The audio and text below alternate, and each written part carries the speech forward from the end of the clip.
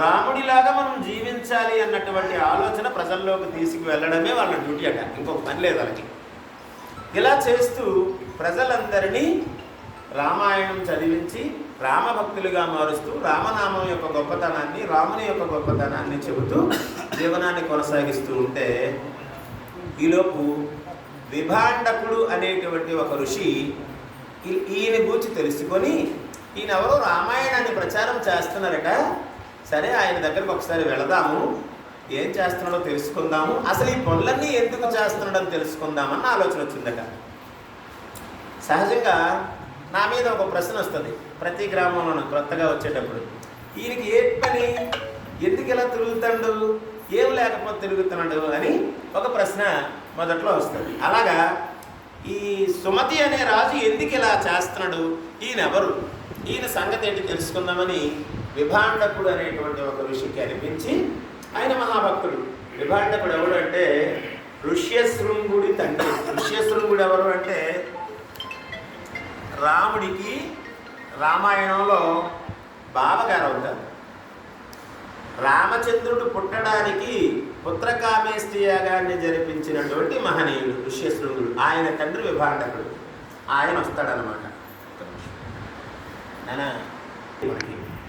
మహాత్ములు ఎవరైనా వస్తే వాళ్ళకి ఎదురేగి సాధారణంగా ఆహ్వానించి అర్ఘ్యప్రాధ్యాయులు ఇచ్చి వాళ్ళని గౌరవించి ఉచిత ఆసనం అంటారు. మనం కూర్చున్న దానికంటే ఉన్నతమైనటువంటి ఆసనాన్ని వారికి కూర్చోబెట్టి వారి బాగోగులు అడిగి, ఇంతకీ మీరు రావడానికి కారణం ఏంటయ్యా, మా గృహం పావనమైంది, నా ప్రాంతం అంతా పునీతమైంది, నేను మీకు ఏమైనా సహాయపడగలనా, సేవ చేయగలనా, ఏదైనా ఉంటే ఆదేశించండి అని రాజుగారు అడుగుతారు.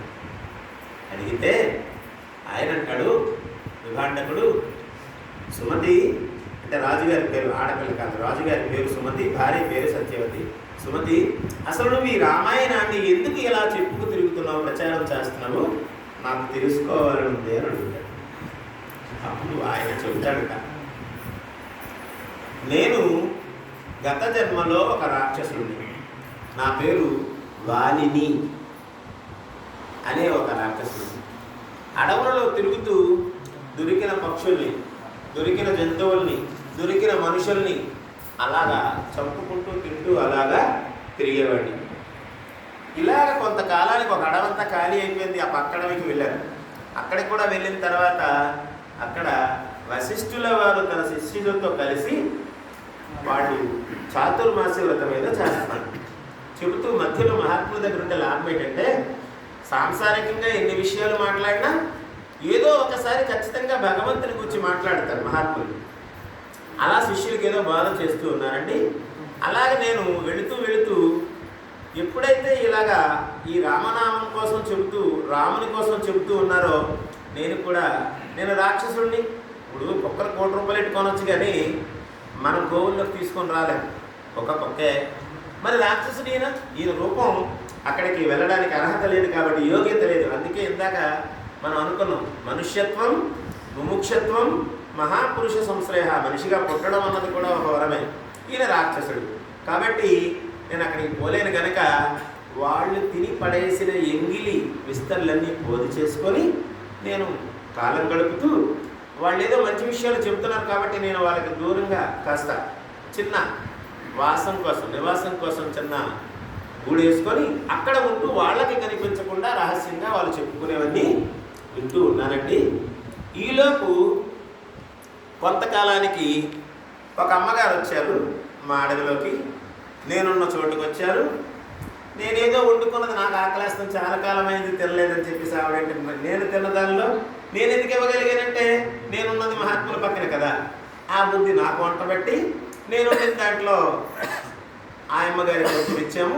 మా ఇద్దరం తిన్న తర్వాత నేను ఆవిడ నాకు మాట అడిగాను, అమ్మ నేనంటే రాక్షసుడిని, అడవులు పట్టి తిరుగుతున్నాను, ప్రజలు నన్ను చేరనీయరు కనుక మరి నీవెందుకు ఇలా రావాల్సి వచ్చింది అంటే, ఆవిడ తన వృత్తాంతం చెప్పిందట. అయ్యా, నేను తప్పుడు ఆలోచనతో నా భర్తను చంపేశాను. ఇష్టారాజ్యంగా తిరుగుతూ నా భర్తను నేనే చంపేశాను. అది నా బంధువులకి, చుట్టూ గ్రామంలో ఉన్న వాళ్ళందరికీ నచ్చక నన్ను శుభ్రంగా చెత్తకొట్టి ఊరిలో నుంచి వెలివేసి ఊరు నుంచి దూరంగా తరిమేశారు నన్ను. ఆ కారణంగా నేను ఇదిగో ఈ అడవుల్లో వచ్చాను అని చెప్పింది. సరే మనిద్దరం బతుకిళ్ళగే ఉన్నాయని ఇద్దరం కలిసి అక్కడ ఉంటూ అక్కడ మా వశిష్ఠుల వారు చెబుతున్నటువంటి ఆ రామాయణాన్ని వింటూ ఉన్నాం. చాటుగాను దొంగతనంగాను విన్నది ఒక్కొక్క మాట వినపడుతుంది, ఒక్కొక్క మాట వినపడుతుంది. దగ్గరికి వెళ్ళడానికి ఒక్కోసారి కుదరదు. ఇలా జరుగుతూ ఉండగా ఒకరోజు ఏమీ తిండి దొరకలేదు. వాళ్ళు ఏకాదశి గట్రా ఏమో వాళ్ళ ఉపవాసం ఉన్నట్టు ఉంది. ఆ ఎంగులాకుల్లో కూడా మెతుకులు లేవు, ఎంగుల ఆకులు లేవు. మాకు పక్షులు దొరకలేదు, జంతువులు దొరకలేదు, పళ్ళు లేవు, కాయలు లేవు, ఏమీ లేవు. చివరికి ఆకలితో చచ్చిపోయాం ఇద్దరం. రామనామ స్మరణకు ఆకలితో చనిపోయిన కారణమో ఏమో, మరి ఆ తిథి ఏకాదశి ఏమో, మహాత్ముల చెంత ఉండడం కారణమో ఏమో, మొత్తానికి మేము విష్ణు భటులు వచ్చి మమ్మల్ని వైకుంఠానికి తీసుకెళ్తాం.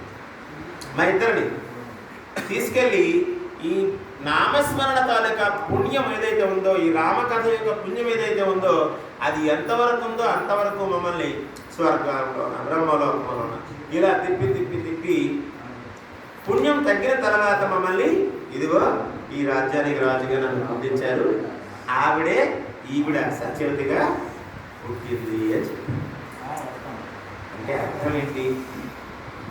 పొగనైనా పగనైనా ప్రాణభీతినైనా హరిని తలచువాడు మోక్షమును చెందును అన్నట్టుగా రామాయణాన్ని శ్రవణం చేసినంత మాత్రాన మనకి ఎంతటి పుణ్యం వారికి వచ్చింది.